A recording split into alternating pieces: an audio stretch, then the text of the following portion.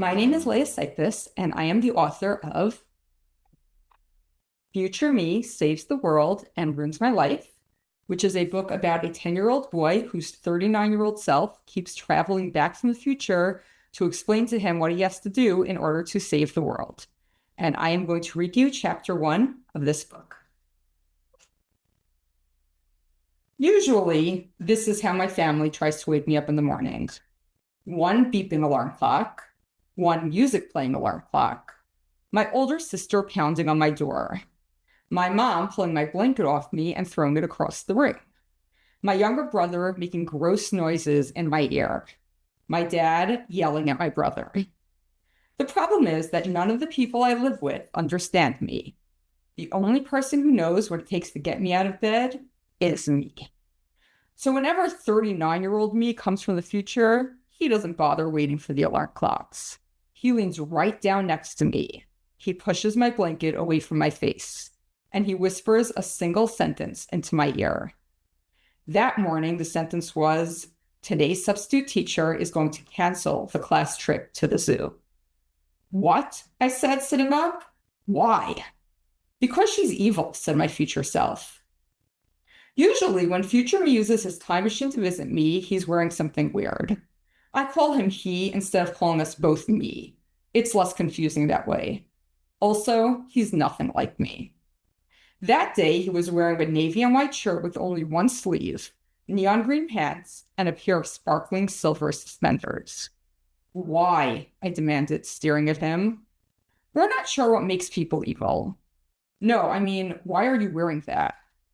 "It's going to be the height of fashion in about 30 years, he informed me. You're going to wait in line for half an hour to get these suspenders." Sometimes I'm pretty sure future me is lying to me, though everything he's told me about the future has come true. "Listen," he said, "today we can finally change the future." That's why he's here. He's traveling back in time to tell me how to save the world from whatever goes wrong in the future. So far, he's only managed to save me from some of the bad things that happened to him when he was my age, which is pretty nice of him. Or maybe it's selfish of him, since he's really helping himself. Time travel is confusing like that. "What about the pants?" I said. "Do I wait in line for those?"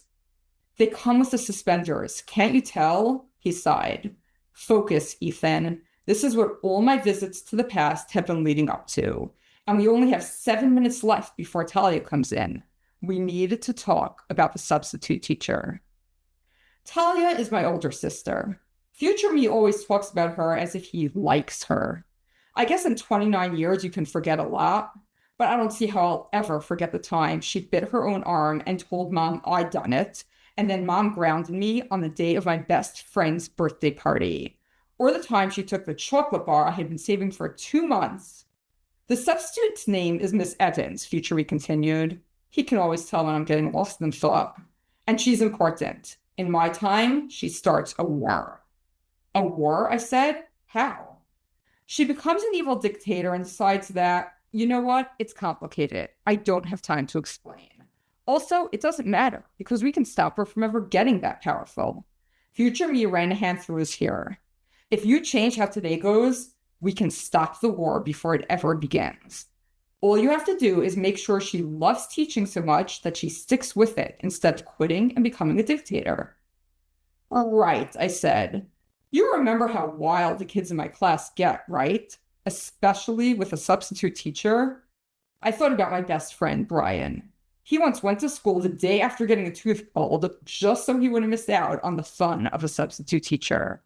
And last year, he set up a booby trap that popped a water balloon over a substitute teacher's head as the teacher walked through the door. We never even found out that guy's name, but I heard that he decided to take a teaching position in Alaska soon afterward. "It can't be done," I said. "No substitute teacher for the 4th grade has ever lasted more than 3 days." "Well," Future me said, "you're going to have to change that." I folded my arms across my chest. In the 29 years after today, has any substitute at my school lasted more than 3 days? "That's not relevant," Future me said, "because if you succeed, then I'll go back to a future where one of them has lasted more than 3 days. Confused yet? We haven't even gotten started. The first time future me showed up and explained the rules of time travel, I didn't pay much attention because I thought someone was playing a practical joke on me.